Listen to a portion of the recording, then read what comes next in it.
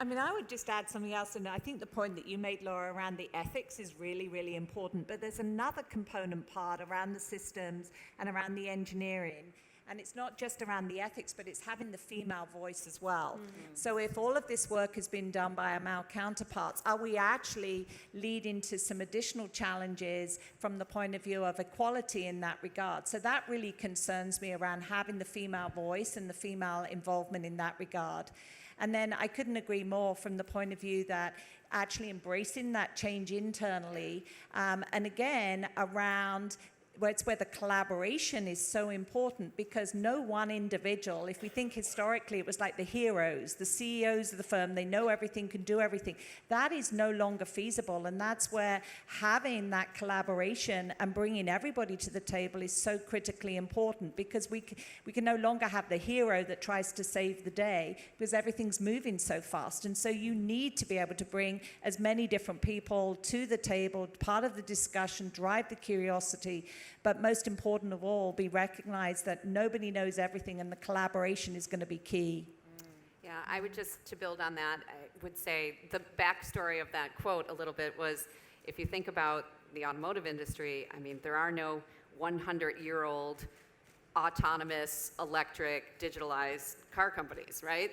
But that's where everything is headed. And having that diversity around the table and having a variety of ideas from various backgrounds come into the creation of those experiences for the future will be key, because we're not just selling a product anymore. There's this ecosystem that goes around experiencing these products, and we want to make sure we're not building in unconscious bias, if you will, into those experiences in the future. And having great ideas really comes from the collaboration and, to me, the diversity. And if I can just give one example on that, because I think a lot of times the conversation about it's like, diversity is important, and everyone's like, yeah, and then we don't have like a good tangible example. And actually, I think the automobile industry has got it, which is, if you've seen, there's two examples. One, when Google released their Photos product, some of you may have seen that the algorithm was tagging Black people as gorillas.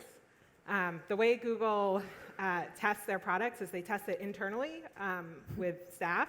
And so the fact that they didn't have a ton of Black people on staff meant that the algorithm didn't learn what Black people looked like. And so literally the released product would be like, faces, here's like your Aunt Sally, here's your daughter, here's some gorillas. And you'd be like, no, that's my friend Ted. So like that happens.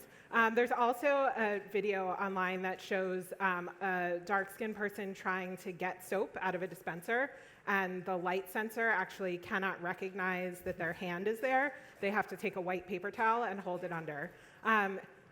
Both of those things suck. Now combine that with the fact that we have self-driving cars that are using imaging to determine what is surrounding them as they're driving down the street. And if in a life or death situation, are they going to hit the light pole or the gorilla? Like, we don't want those technologies making those mistakes. And without people from all backgrounds actually contributing, we're going to end up in a real bad place. So there's a lot at stake here.